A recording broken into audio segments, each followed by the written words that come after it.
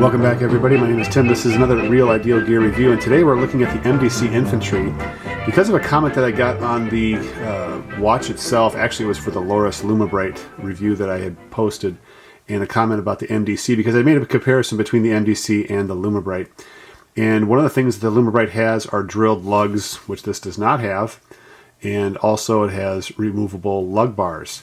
The MDC does have spring bars on here, but they're really not made to be taken out. So what I'm going to do is I'm going to take them out because they are spring bars, and I'm going to put spring bars in that have the traditional, I don't know, crown or whatever they have on the bar itself that you can grab onto with a spring bar tool, making the strap changes much more easy and possible at that point. So I've got a whole bunch of spring bars over here. I'll slide these over, a wide variety of them, and I'm going to go through and find the right one. I won't put that on camera because that's too boring. But we are going to take this and we are going to destroy the two spring bars that are on here. And hopefully, when I do that, the spring bars that I have over here will fit. So what I'm going to do is take the NATO strap off. And the tool that I'm going to use to take the spring bars off is not your traditional tool by any means. It's actually a wire cutter. Because what I need is, in order to get into this, and you can probably see as you look that there is no place for a traditional spring bar tool to reach in, okay, and grab anything and pull that spring bar back and release it. So, but it is a spring bar. It does move back and forth in here. I can feel the springs in there. So that much I know is the case. So the spring bar tool is out. In comes the wire cutter.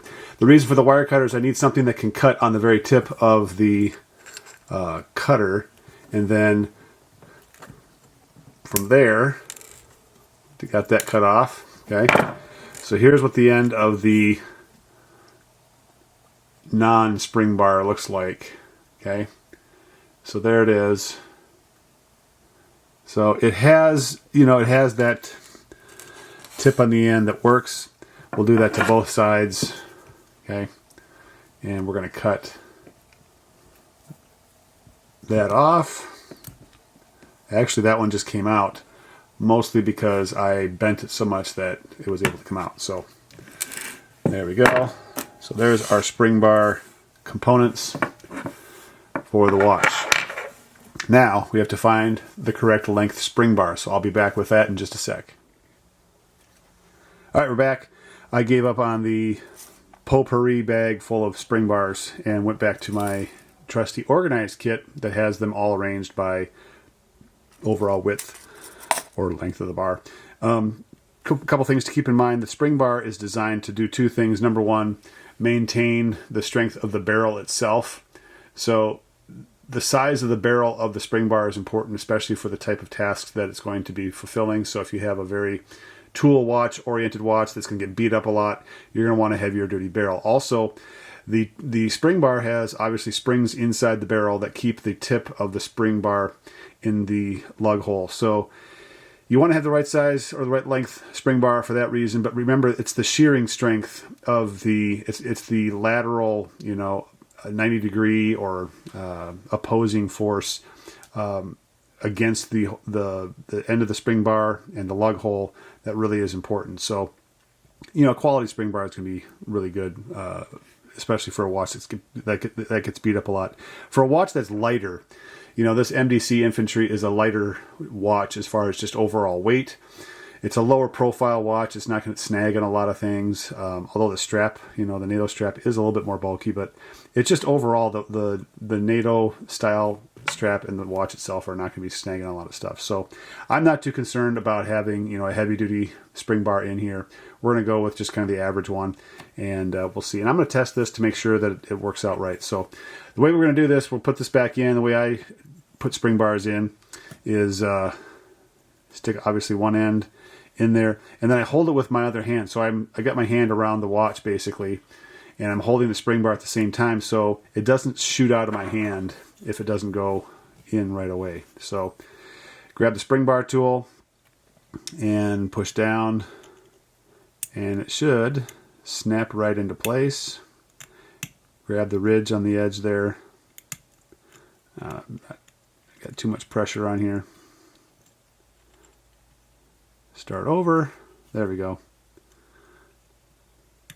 There. And it's in place. Okay. Now I'm going to test it, move it around, and try pulling it out at the same time. And it is not coming out. Okay. Which makes sense. This is the spring bar made for a 20 millimeter lug width. Okay. Now, is it the strongest one out there? No, it's got some play to it. Okay, but there's plenty of spring tension in there to keep the ends in play. So, do the other side, and then we'll put the NATO strap back on.